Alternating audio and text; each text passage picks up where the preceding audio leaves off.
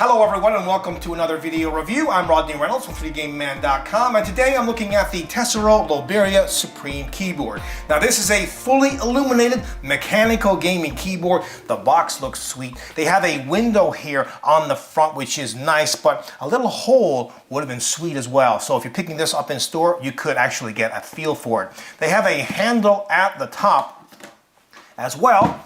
It indicates what switches they include. In my particular case, it's the blue switches, but you can also get this in brown, black, and red. At the back, there's lots of pictures plus features and specifications about it. Now let me go ahead and cut these two pieces of tape at the top and let's see what's inside. It's packaged very well, styrofoam on either end, and they have a piece of plastic on the top to protect it. Included is this USB cable. Now in most cases, you will not need to use it, and it's quite short. This is kind of like extra power if needed. So let's go ahead and take it out, remove the styrofoam on either side, and the plastic cover. Note that they have plastic here on the braided cable. And at the bottom, they include a user's guide, just to get you up and going quickly. Information on their other products.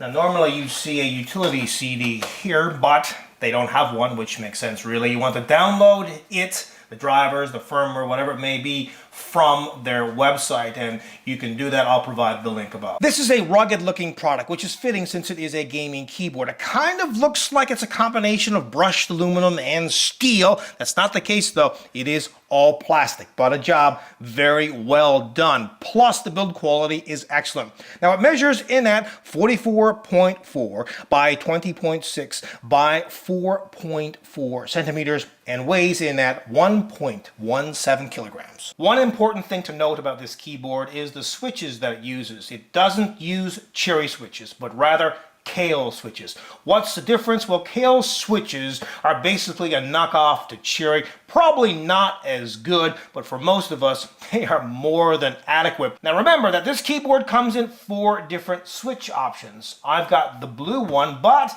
you also have the brown, red, and black. And what I'll do now is go through the basic differences between the different switches to give you a better idea what will be best for your particular application. So I'll first start off with black. Black switches are excellent for gaming, but they're not so great for typing. They have no tactile bump or audible click.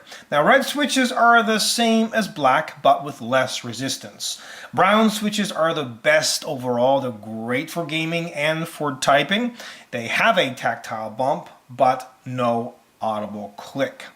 The blue switches are superb for typing. They have a tactile bump and audible click. Green switches are the same as blue, but has a much stiffer spring. And finally, clear switches, well, they're similar to brown, but has a much stiffer spring and a more noticeable tactile bump. It has switchable USB 6 N key. You can enable that by pressing function 6. You can see the 6 here on the insert. As well, full N key rollover, perfect for a gaming keyboard because it won't get confused if you press a number of buttons at the same time. You can enable that by pressing function and the delete key. You can see the N underneath the delete key. Now as for key actuations, up to 50 million.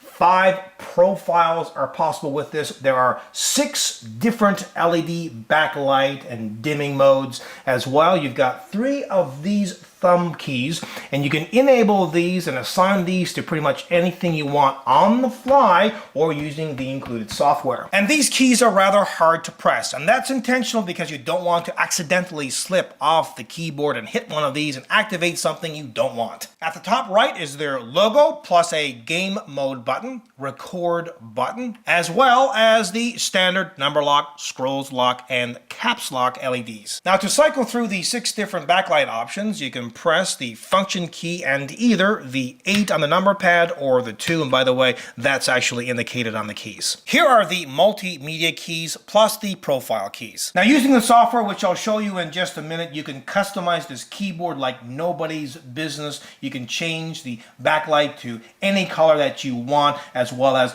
programming the keys. You've got 300 programmable keys. You can't program the escape nor the function keys as well as the window key though. 5 different profiles, macro settings, and so on. Now, since this model has the blue switches, but keep in mind again, you can get this with brown, black, or red switches. It does have that pushback and audible click. For some, it's great. For others, not so great, me included. This would get on my nerves after a while. And blue switches are really intended for typing, but there's no reason why you can't use them for gaming. By the way, the key shape on this is cylindrical, and the responsiveness, well, it will actually activate at 2 millimeters, but to the bottom it is 4 millimeters. And it has laser etched keycaps, so they look perfect. Now let's have a closer look all the way around the keyboard. On each side they've got illumination, a nice palm rest, illumination again. At the back they've got 2 USB ports, as well as that DC USB connection and audio jacks for the microphone and headphones. Very secure connection for the braided cable. It comes with a fairly long 1.55 meter cable, gold-plated connectors. These are the 3.5 millimeter audio jacks and the 2 USB connectors, which of course get connected into the computer's USB ports. At the back is an information sticker plus lots of rubber feet, so it's not going to move all around your desk when you're gaming, plus 4 swing down feet. Some prefer their keyboard flat. I like it tilted, but with this keyboard you've got 2 different tilt options. This one or this one. Now let's have a look at the backlight and dimming options. I'll press the function key and the 8 on the number pad. Brighter, brighter. We'll then go into a game mode where you've got the game buttons plus another game mode. With the lights turned off, have a look at the illumination on either side of the keyboard, and let's go all the way back. So I'll press function 2 on the keyboard, go all the way down, let's go all the way up again, and all the way back. And the shot from the side with the LED on, and now with it off. On and off. Now let's have a look at the software. When you're in PC mode, you really can't do a whole lot. However, in the different profiles, you can, and you can have up to 5 different profiles. And by the way, on the left here, you'll see a percentage. That is the percentage of memory that is used when you start, for example, assigning keys and macros and all that kind of good stuff. I clicked on the space key. You can see it's still assigned to space, but you can assign it to whatever you want very quickly. Tons of macro options. You can launch a program. You can sync a program. You can disable a key. You can set everything to default as well. Speaking of default, you can reset the profile completely if you want to. And these are those thumb key settings. You can assign those rather quickly and edit them like so. As well, you can change the colors of the keys, not individual keys, all the keys by clicking on the right side. Now I just wanted to show you how quickly this switches between the different profiles. I'm using the software, but of course you could use the profile keys on the keyboard. This is profile 1 that I have set up, which is blue. You've got this red, and you can have, of course, other colors as well.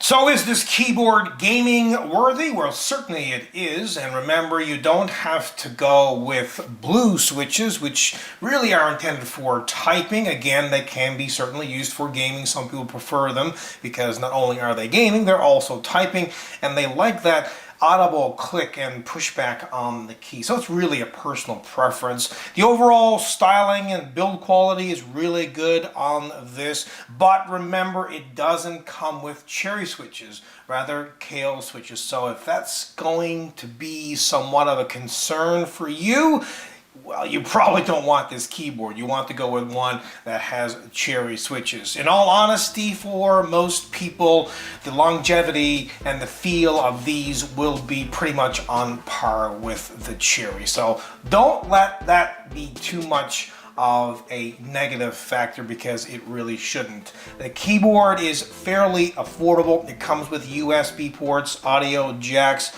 lots of options. Software is brilliant. Overall, this is a 100% kick-ass product. Until next time, take care.